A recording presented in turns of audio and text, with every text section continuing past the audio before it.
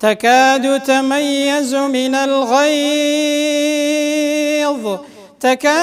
تميز من الغيظ كلما ألقي فيها فوج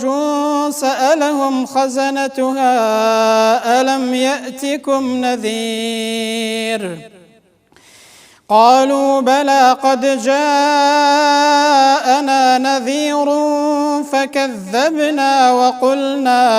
وقلنا ما نزل الله من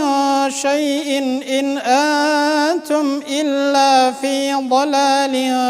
كبير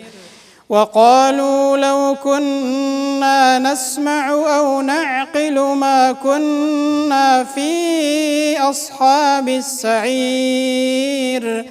فاعترفوا بذنبهم فسحقا لأصحاب السعير.